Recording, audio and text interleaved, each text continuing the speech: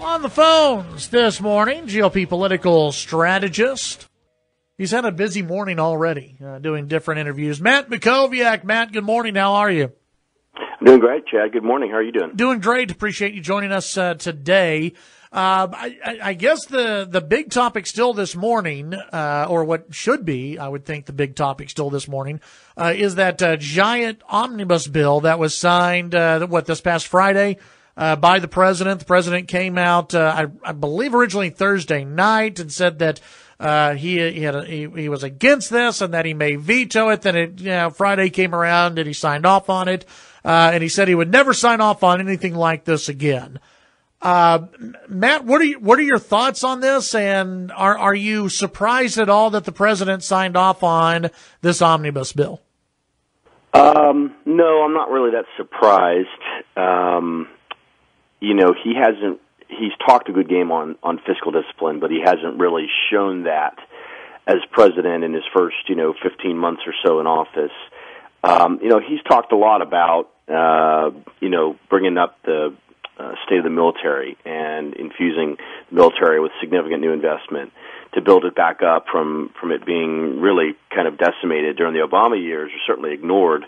And so in order for him to get that, he had to agree to additional domestic spending. And I mean, that's what the stalemate up there requires, because you have to have 60 votes in the Senate and you only have 51 Republicans. So I think that the package itself was sold to him by Speaker Paul Ryan in probably, more positive ways. And then Friday morning he started to see some segments on Fox and Friends and started to hear some of the criticism from conservatives. And he started to waffle a little bit. But look, I mean, the substance of the argument to not support this omnibus, I think, was pretty good. But for him, vetoing a bill he told the congressional leaders he would support, doing it after they'd already left, and then shutting the government down, really was not an option, practically speaking. So. But look, I mean, it is yet another, sad chapter in the history of the Republican Party, in the sense that it's another time when we had an opportunity to be fiscal conservatives and failed. And basically, the sort of mainstream elements of the party partnered with the Democrats to pass the bill in both houses. And so, it's kind of hard to take Republican elected officials and candidates seriously when they talk about being fiscal conservatives, because we just haven't seen a lot of evidence of that in recent years. Well, and when you take a look at this bill, and it still funds Planned Parenthood, there's really no money for a wall. That's and I still have my doubts that a wall will ever be built. But you look at this, and this doesn't really connect to what Republican candidates have been selling to Republican voters. And I sent out a tweet Friday morning saying it's time for Republicans to quit campaigning on this. If you're not going to actually do it, if you're not going to defund Planned Parenthood, if you're not going to reduce spending, if you're not serious about it, just stop selling it to the voters. Because to me, Matt, all this does is enrages Republican voters, or it just depresses them to where they're not going to show up at the midterm elections, because they're going to look at this and go, what's the point? Yeah, and listen, this whole legislative year is going to be unsatisfying certainly for conservatives and probably for most Republicans. I just don't know that I see much of a path for them to achieve very much at all. In fact, there's been some talk in Washington that this may be the last bill that passes before the midterms. And so,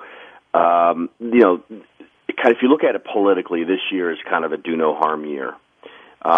That doesn't mean they can't do some things with the executive agencies. Obviously, he's taken some actions. He's going to meet with North Korea. He expelled some Russian diplomats. There's some things he's doing on the executive side. But legislatively, it's just there's no opportunity to use reconciliation this year, and so everything would require 60 votes. And it's just not in the Democrats' interest politically to partner with Republicans on anything that Republicans or Trump would want to do. And so, but your point is a good one. I mean, when these guys are campaigning, these guys and ladies are out there campaigning, they talk a pretty good game. But they didn't really fight all that hard to repeal Obamacare. They certainly don't seem to care much about the deficit and the debt, reducing spending.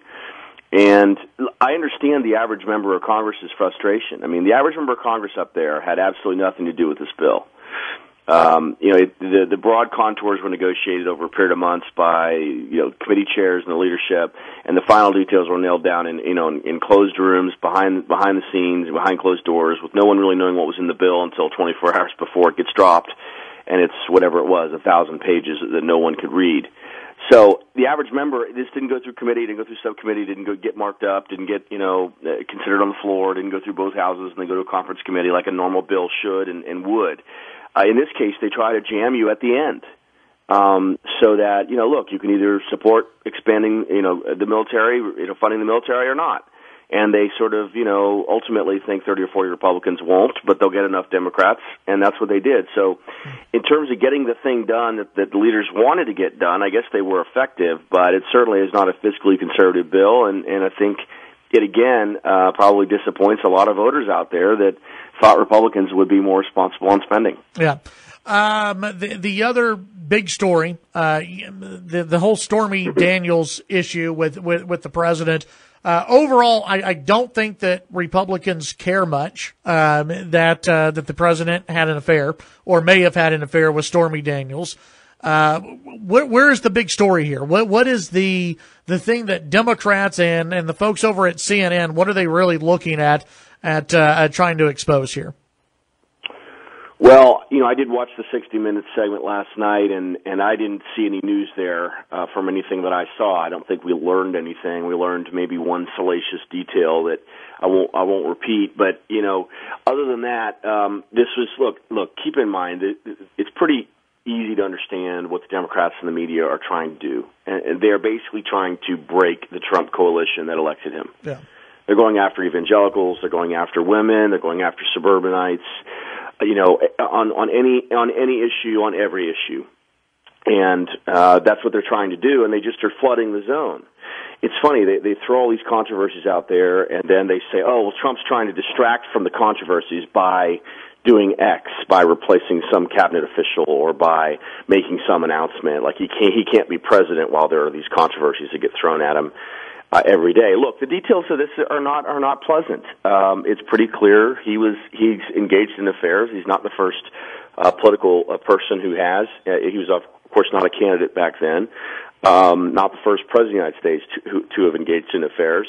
I think the news here, Chad, is the question of whether the lawyer who gave the $130,000 to her violated campaign finance laws by doing so.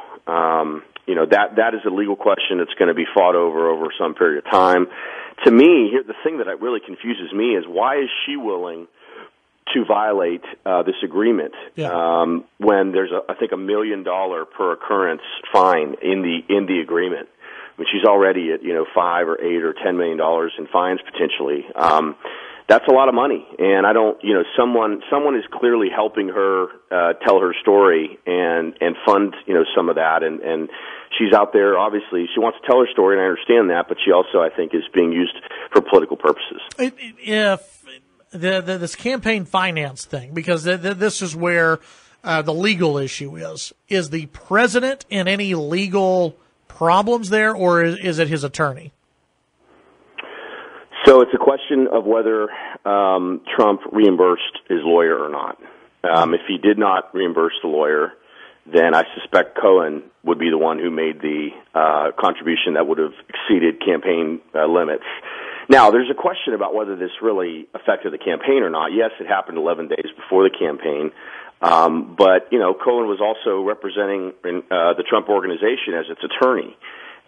Just because someone's running for office doesn't mean, that on the private side, the attorney can't conduct business on behalf of that client. So there's just going to be a big legal fight over this. And of course, if there are depositions, those could be pretty ugly. So, I don't really know where it goes.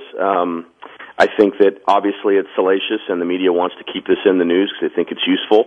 They want to embarrass him. I mean, that's really all it's about. And one of the good things about Trump is he doesn't seem to get embarrassed all that much. He just kind of stays focused on what he's trying to achieve. I mean, I don't think he likes being attacked. Clearly, no one does. But most people wouldn't want to go through this. Wouldn't want to have this story come out. They would do almost anything to prevent it from coming out. But he's been attacked for so long over his career that I think he's become a little bit. He understands kind of what they're trying to achieve and why they're doing this. Before we let you go, your thoughts on John Bolton. He made quite a bit of news. There are a lot of people who like John Bolton and a lot of people who don't like John Bolton as the next national security advisor. What are your thoughts? I think he's a great choice. I think he's an upgrade. I think he's a realist. I think he's sober. I think he doesn't apologize for America. This is someone who has a tremendous amount of experience. You know, the left is sort of smearing him by saying he's a talking head. He was an assistant attorney general. He was U.S. ambassador to the UN. He's had lots of senior government roles. He's a very, very smart person. In fact, I've told people this. I went to the Red State Conference in Denver. I don't remember what year it was. It was 3 or 4 years ago. He gave the single best national security speech I've ever seen in person or on television. He's just extremely intelligent. Now, I think there's a reasonable question as to whether national security advisor is the right position for him. That is not as much a hard charging position. It's more of a process position, right? You're supposed to sort of balance the equities that state and defense and these different departments, CIA, that they have on national security issues, so that the president's receiving the best information from everyone. They can make the best decisions. So we'll see whether he can thrive in that kind of role. But I think he is outstanding, honestly, in almost every way. And so we'll see. We'll see how he does. We'll see whether he and the president can remain aligned. It's pretty clear here that the president and McMaster were not aligned, and that was probably a good decision for him to go do something else. All right, Matt, tell folks how they can sign up for your newsletter and how they can hear your next podcast. Yeah, the podcast is called Mac on Politics, M-A-C-K on Politics. It's available on iTunes, Google Play, Stitcher, and on the web at mackonpoliticspodcast.com. We just posted a new episode this morning with Peter Schweitzer, who is the author of Clinton Cash. He has a brand new book out called Secret Empires, which is, I think, a top 2 or top 3 seller on Amazon. So you can certainly find the podcast there. And we also put together a morning email for Texas politics, which we take all the news from around the state, put it in one email, deliver it to your inbox. It's mustreadtexas.com. You can sign up for a free 1-week trial. All right, very good. Matt, thank you as always, and we'll visit with you next week. Take care. You have a good one. That's Matt Mackowiak.